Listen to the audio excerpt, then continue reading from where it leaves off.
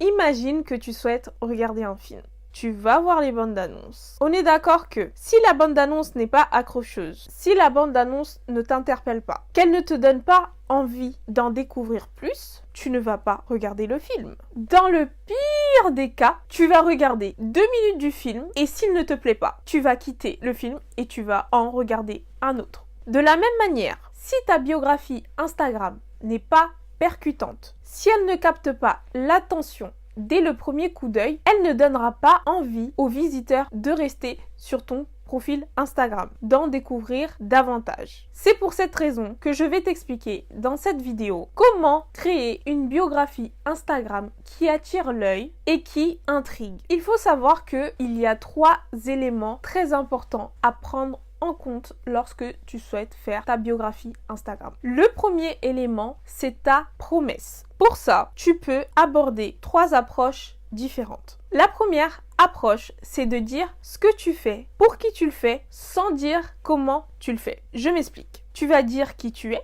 donc ton métier, ce que tu fais, quelle est ton activité, quelle est ta cible, donc à qui tu t'adresses, mais tu ne vas pas dire comment tu le fais. C'est-à-dire que tu ne vas pas dire si c'est un accompagnement, si c'est un consulting, si c'est un cours en ligne, si c'est via Zoom, via visioconférence. Ton audience n'a pas envie de savoir comment se déroule l'accompagnement, l'offre, le cours en ligne, etc. Dans un premier lieu, en tout cas pas dans la biographie. Ce que tu vas faire, c'est que tu vas être très direct et objectif, sachant que la biographie Instagram, il y a un nombre de caractères très limité. Si je prends mon exemple, ça pourrait donner mentor en branding et positionnement de marque pour les femmes ambitieuses, ou alors mentor en branding et positionnement de marque pour les femmes qui veulent devenir une autorité. La deuxième approche, c'est l'approche transformation. Dans cette approche, tu vas indiquer la transformation que tu as subie ou alors la transformation que tu vends. Si je prends mon exemple, ça pourrait donner « Je suis passée de la copine de l'audience à autorité en quelques mois et je te montre le chemin pour y arriver. » Ou pour faire plus court, ça pourrait donner « Je suis passée de la copine de l'audience à autorité en quelques mois et je t'apprends comment le faire. » Ou alors, ça pourrait donner « Quitte la posture de la copine et deviens une autorité en intégrant mon programme Diamant. » Donc là, en l'occurrence, je fais la promotion d'un mentorat qui arrive à grands pas. La troisième approche, c'est tout simplement de mettre une phrase de positionnement. Qu'est-ce qu'une phrase de positionnement? La phrase de positionnement, c'est tout simplement la manière dont tu souhaites qu'on se souvienne de toi. C'est une phrase que tu vas souvent répéter de manière à ce que ça reste fixé dans l'esprit de ton audience. C'est une phrase que dès que ton audience va la voir quelque part ou alors une phrase similaire, ton abonné idéal va directement l'associer à toi. C'est une phrase que tu vas souvent répéter, c'est une phrase que tu vas mettre dans ton site internet, dans une page de vente, tu vas la répéter lorsque tu te présentes, tu vas la mettre sur ta bio Instagram. Le but ici,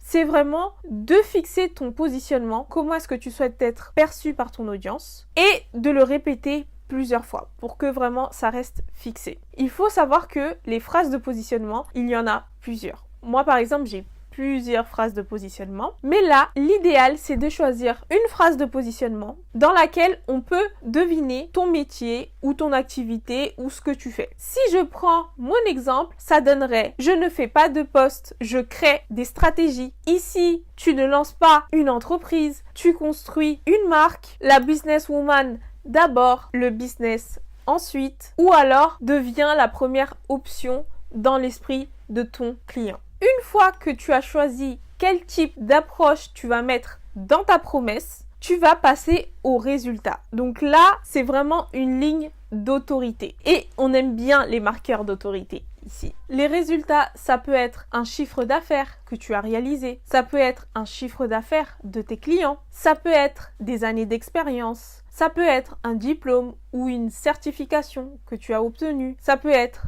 le nombre d'élèves que tu as eu, ou le nombre de coachés, ou le nombre de clients que tu as accompagnés. Il y a vraiment plusieurs manières de mettre une marque d'autorité dans ton profil. Si je prends mon exemple, je pourrais mettre plus de 6 ans d'expérience dans le digital. Je pourrais mettre Bac+5 en marketing digital et réseaux sociaux. Je pourrais mettre certifié en analyse de profil Instagram. Je pourrais mettre plus de 20 femmes accompagnées. Il y a vraiment plein de choses que tu pourras mettre sur ton profil. Il y a vraiment différentes marques d'autorité que tu peux implémenter dans ton profil Instagram. Le dernier élément, c'est l'appel à l'action ou autrement dit Call to Action, CTA. Il faut savoir que Instagram, au-delà de convertir un visiteur en abonné, il peut aussi amener le visiteur vers une plateforme externe.